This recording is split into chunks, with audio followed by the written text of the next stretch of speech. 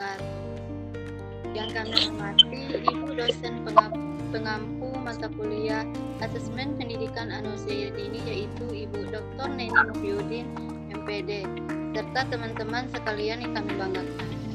Pertama-tama, marilah kita panjatkan puji dan syukur kehadirat Tuhan Yang Maha Esa, karena atas rahmat dan karunia-Nya kita dapat berkumpul pada kesempatan ini dalam keadaan sehat, sehingga dapat mengikuti kegiatan presentasi.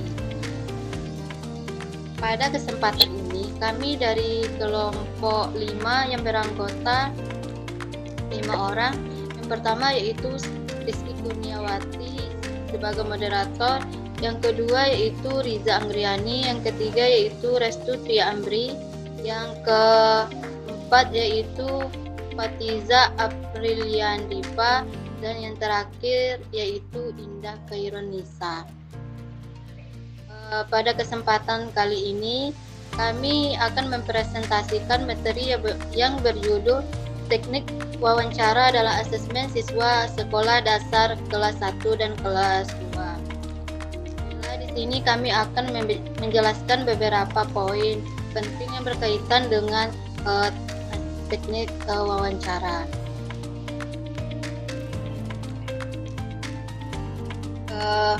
Adapun latar belakang, yaitu asesmen merupakan bagian yang sangat penting dalam proses pendidikan. Karena melalui asesmen, guru dapat mengetahui perkembangan, kemampuan, dan kebutuhan belajar peserta didik. Dalam proses pembelajaran di sekolah dasar, khususnya pada kelas 1 dan kelas 2, asesmen tidak hanya dilakukan untuk mengetahui hasil belajar siswa, tetapi juga untuk memahami proses perkembangan mereka secara menyeluruh. Baiklah, materi yang pertama akan disampaikan oleh Fatiza. Kepada Fatiza dipersilakan. Baik, terima kasih moderator. Saya akan menjelaskan bagi wawancara dalam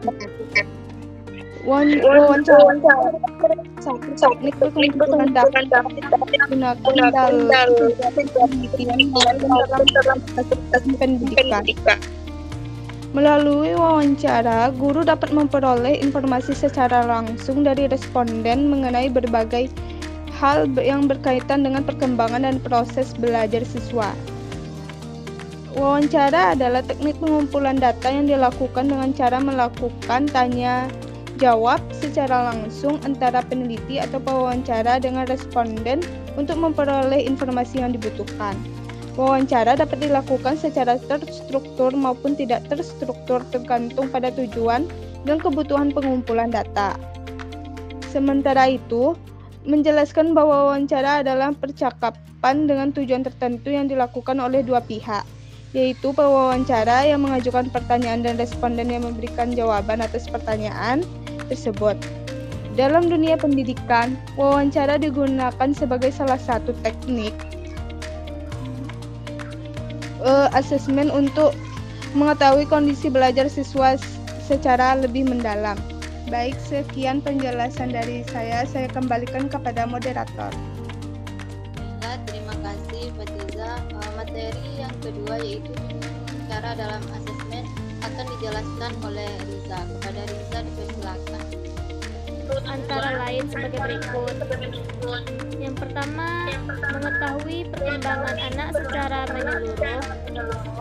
Wawancara ini bertujuan untuk memperoleh informasi mengenai perkembangan anak dalam berbagai aspek seperti kognitif, bahasa, sosial, emosional, dan moral. Yang kedua, menggali pengalaman belajar anak. Teknik wawancara membantu guru mengetahui pengalaman belajar yang telah dia alami anak, termasuk kegiatan yang mereka sukai atau tidak sukai selama proses pembelajaran. Yang ketiga, mengetahui minat dan kebutuhan belajar anak. Melalui wawancara ini, guru dapat memahami minat anak terhadap suatu kegiatan atau pelajaran sehingga pembelajaran dapat dirancang lebih sesuai dengan kebutuhan anak. Yang keempat, mengidentifikasi kesulitan belajar anak, yang dimana wawancara ini juga bertujuan untuk mengetahui hambatan atau kesulitan yang dialami anak dalam memahami materi pelajaran maupun dalam berinteraksi dengan teman dan gurunya. Yang kelima, mengumpulkan informasi sebagai bahan penilaian, yang dimana informasi yang diperoleh dari wawancara ini dapat digunakan sebagai data tambahan dalam proses asesmen perkembangan anak, sehingga penilaian yang dilakukan menjadi lebih akurat dan komprehensif. Yang keenam, mendukung perencanaan pembelajaran yang tepat. Hasil wawancara ini dapat dijadikan dasar oleh guru untuk merancang kegiatan pembelajaran yang sesuai dengan kemampuan, minat, serta kebutuhan perkembangan anak. Yang ketujuh yaitu membangun komunikasi yang baik antara guru dan anak. Melalui kegiatan wawancara ini yang dilakukan secara ramah dan menyenangkan, guru dapat membangun hubungan yang lebih dekat dengan anak sehingga anak merasa dihargai dan didengarkan. Menurut Susanto 2017, wawancara dalam asesmen anak usia dini ini dilakukan untuk memperoleh informasi mendalam tentang perkembangan anak yang tidak selalu dapat terlihat melalui observasi saja. Oleh karena itu, wawancara menjadi salah satu teknik penting dalam proses penilaian perkembangan anak. Baiklah, sekian materi dari saya kembalikan kepada moderator. Baiklah, terima kasih kepada Riza.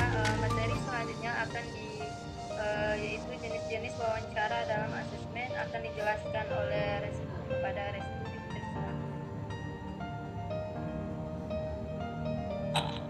Baik, terima kasih kepada moderator. Baik, di sini saya akan menjelaskan jenis-jenis wawancara dalam asesmen. Wawancara dapat dibedakan menjadi 3 jenis, yaitu yang pertama, wawancara terstruktur. Wawancara terstruktur adalah wawancara yang dilakukan dengan menggunakan daftar pertanyaan yang telah disusun secara sistematis sebelum kegiatan wawancara dilakukan. Ciri-ciri wawancara terstruktur: pertanyaan telah disiapkan sebelumnya. Yang kedua, urutan pertanyaan sudah ditentukan. Yang ketiga, jawaban responden lebih mudah dianalisis. Yang kedua, wawancara semi terstruktur. Wawancara semi terstruktur merupakan jenis wawancara yang menggunakan panduan pertanyaan, tetapi pewawancara masih memiliki kebebasan untuk mengembangkan pertanyaan sesuai dengan situasi. Kelebihan wawancara semi terstruktur: yang pertama, informasi yang diperoleh lebih mendalam. Yang kedua, pewawancara dapat menyesuaikan pertanyaan dengan kondisi responden. Jenis wawancara ini sering digunakan dalam asesmen pendidikan karena memungkinkan guru menggali informasi secara lebih luas, mengenali pengalaman belajar siswa. Yang ketiga, wawancara tidak terstruktur.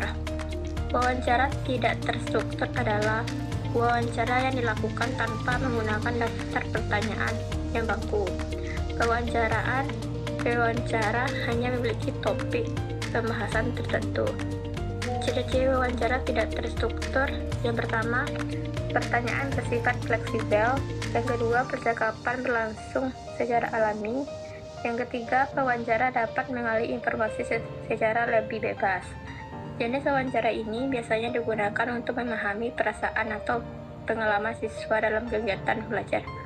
Baik, hanya itu yang saya jelaskan. Saya kembalikan kepada moderator.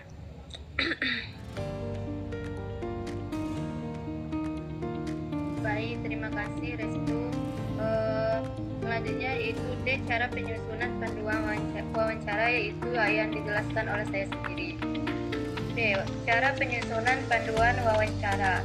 Agar wawancara dapat berjalan secara efektif dan menghasilkan data yang valid oleh guru perlu menyusun panduan wawancara terlebih dahulu. Panduan wawancara merupakan daftar pertanyaan yang digunakan sebagai pedoman dalam pelaksanaan wawancara. Langkah-langkah penyusunan panduan wawancara yaitu: yang pertama, menentukan tujuan wawancara.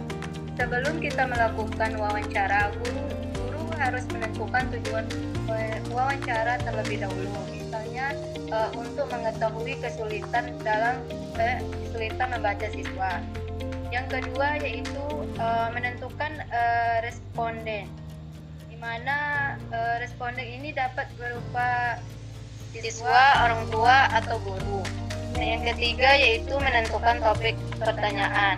Sebelum kita menentukan topik pertanyaan, kita harus menyesuaikan dengan tujuan wawancara yang ingin kita capai. Yang kelima yaitu menggunakan bahasa yang mudah dipahami. Di dalam hal ini, pertanyaan harus menggunakan bahasa yang sederhana agar mudah dipahami oleh anak. Dan yang terakhir yaitu melakukan uji coba pertanyaan. Sebelum digunakan panduan wawancara, sebaiknya kita harus menguji terlebih dahulu untuk memastikan bahwa pertanyaan tersebut apakah dapat dipahami dengan baik.